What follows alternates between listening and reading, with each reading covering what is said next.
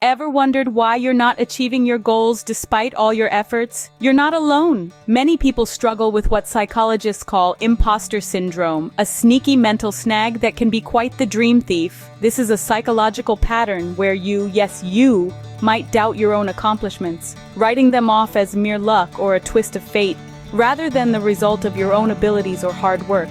It's like having an overcritical voice constantly whispering in your ear, telling you that you're not good enough or that you've just been getting by on luck.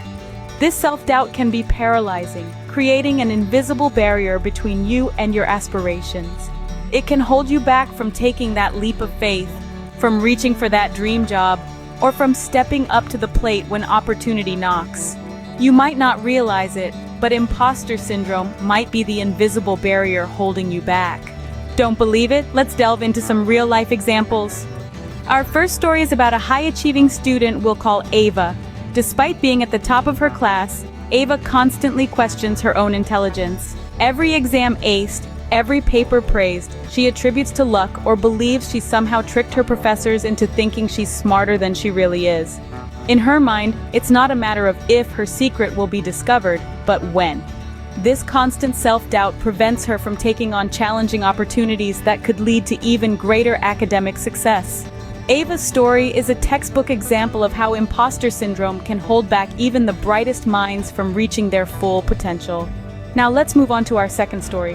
Here we have an entrepreneur named Ben. He's built a successful business from the ground up, but he's always looking over his shoulder, fearing someone will expose him as a fraud who just got lucky. He can't shake the feeling that he's in over his head, and that he doesn't deserve the success he's achieved. This fear keeps him from taking risks and expanding his business, hobbling his potential for growth. Ben's case shows us that imposter syndrome doesn't just affect students or employees. It can strike anyone at any point in their career. In both these cases, Ava and Ben's self-doubt is not based on a lack of competence or ability. They both have a track record of success that contradicts their feelings of fraudulence. Yet their fear of being exposed as imposters keeps them from taking on new challenges and pushing their boundaries. It's like an invisible barrier holding them back from achieving their dreams and goals. These are just two of the many stories out there. Imposter syndrome is real, and it's more common than you think. So, what's the big deal about imposter syndrome, you may ask? Well, let's take a moment to recap what we've learned. Imposter syndrome is this crafty, invisible barrier that can sneak in and rob us of our confidence, making us question our abilities and accomplishments. It's like a relentless critic living rent-free in our heads, constantly whispering that we're not good enough, that we're only pretending to be competent. This shifty syndrome can be a dream thief, stealing away the joy of our achievements and blocking us from reaching our full potential.